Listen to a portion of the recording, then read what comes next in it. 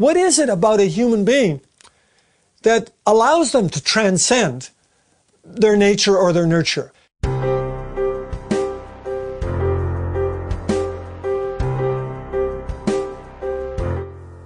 You know, I've been working with coaches and athletes for a long time, and I hadn't realized how fortunate I was to have such a vantage point until I was in the Athens Olympics. And here it is at 3 o'clock in the morning. I'm rooming with Gary Winkler, who's the head coach at the University of Illinois for women's track. He's coaching the Canadian Perdita Felicien, the favorite gold medalist, at least the favorite for the gold medal, in women's hurdles in Athens. And doesn't she hit the first hurdle and go down like a ton of bricks? And her Olympics is over. And at 3 a.m. in the morning, Gary snuck into the room, trying not to wake me up. And I rolled over and I said to him, "Gary, what a bummer." And he said, "Yes, Peter, but it's going to make us stronger."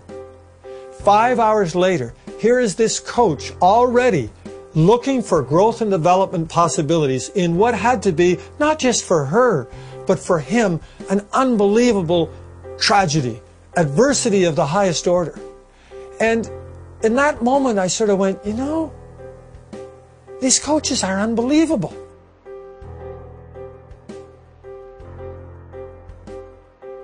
My first book, The Inside Edge, was really about the psychological skills that athletes use in this performance laboratory that we call sport. The Igniting the Third Factor book has more to do with, I'm going to say the leader, but it could be a parent, could be a manager, could be a coach, could be a teacher, but someone who has as part of their mandate responsibility over other people. And so I went back to sport again and said, well, let's not just examine the athletes, let's look at what the coaches do too.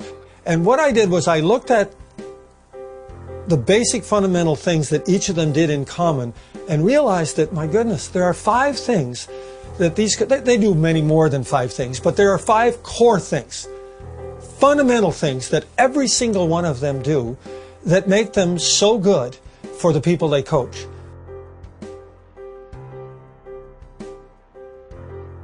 This is developmental bias, a set of eyeglasses. It's the good coaches looking through eyeglasses that are a little different than the rest of the people do. And what they see is what is possible for this other person. And they can't help themselves.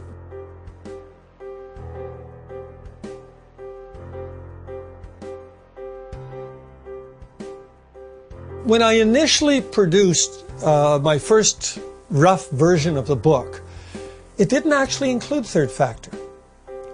It was about the developmental bias of a good coach, and we actually did a cross-Canada tour, a speaking tour with Queens, and we got great feedback on it. But it was only when I came back and I was rereading some of the Dabrowski books that I had, and a new book came out on Dabrowski, that I began to go, hold it, I'm missing something here. I'm missing something in this whole picture. I'm talking about the developmental bias of the coach, but I'm not identifying any target. I'm not identifying anything. Well, where does it go? Like, does it just go into the ether here? Like, what is it trying to tap into in this other person?